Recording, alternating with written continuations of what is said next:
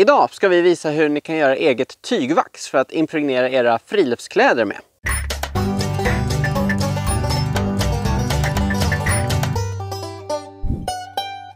Det här tygvaxet då, ni har säkert sett det i andra former. Det finns ett par stora etablerade namn som gör ett eget sånt här. Men man måste ju inte alltid köpa dyrt för att få någonting bra. Så därför tänkte vi visa hur ni kan göra eget från grunden idag. För er som inte känner till det så använder man det här tygvaxet till att impregnera kläder med. Många kör ju med sån här sprayer och sånt där på kläderna, men personligen tycker jag inte det funkar så himla bra. Så därför så har jag valt att använda tygvax istället. Det man gör är att man gnuggar det på kläderna och så värmer man med en hårtork. Så smälter det in i fibrerna i tyget. Och det här funkar bäst på bomullsplagg.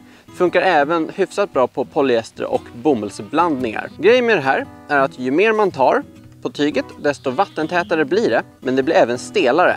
Så man måste kompromissa lite. Vad behöver ni då för att göra det här tygvaxet?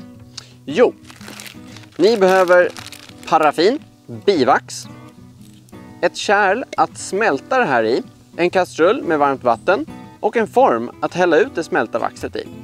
Börja med att hälla i lite vatten i den här kastrullen och slå på spisen. Det är för att vattnet måste ju vara varmt när ni ska kunna göra det här.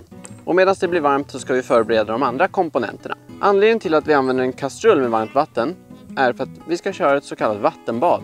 Där vi ska använda den här gamla konservburken som kärl för våran blandning. Det första ni ska göra är att vi ska dela upp bivaxet i lämpliga storlekar. Det man vill ha är ungefär mellan 15-20% bivax i den här blandningen och resten paraffin. Vi kommer blanda till så att vi får ungefär 18% bivax. Det är en liten smaksak dessutom. Har man mer bivax så får man en stelare blandning, men den blir, det sägs i alla fall att den blir lite vattentätare och sen lite trevligare. För bivaxet är ju ändå en naturprodukt.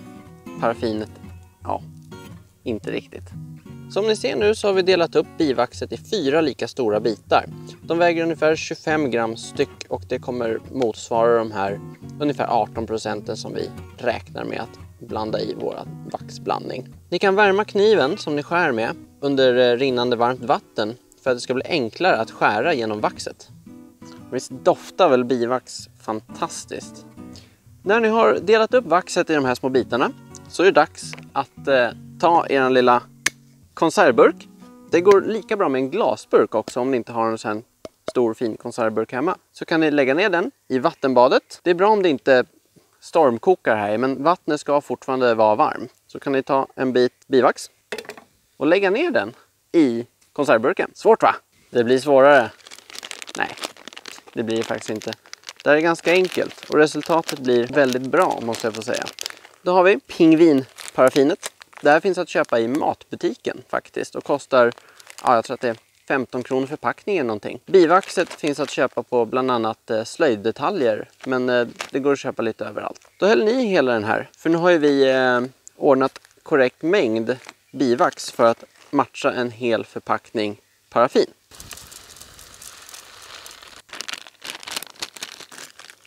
Och nu är det bara att vänta på att det här ska smälta.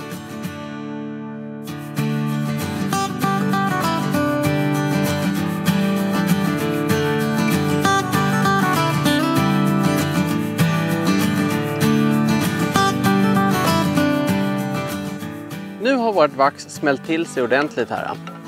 Det är bra att röra runt lite så att bivaxet får blanda sig ordentligt med paraffinet. Då ska ni ta er silikonform eller vad ni nu väljer att göra det här i. Vi väljer silikon för att den är återanvändningsbar och det är lätt att trycka ur vaxkakorna när de är klara.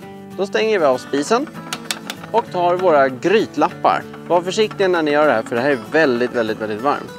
Nu ska vi då hälla det här i våra silikonformer. Se till att ha något bra underlägg eller någonting när ni gör det här, för det är lätt att det kommer på bordet.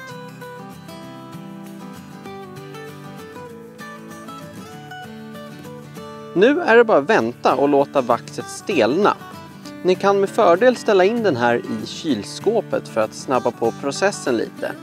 Men var inte för ivriga på att ta ut den igen, för det måste stelna ordentligt, annars så kan det gå sönder när ni försöker ta ut det om det är för mjukt.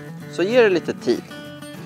Nu har vi tagit fram våra vaxbitar från kylen där vi ställde in dem för att svalna. då är det bara att ta ur de här ur silikonformen.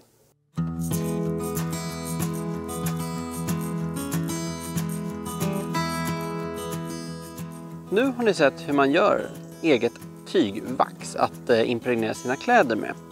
Det man gör med det här är att man gnuggar det på tyget och så smälter man in det i fibrerna med en hårfön eller liknande.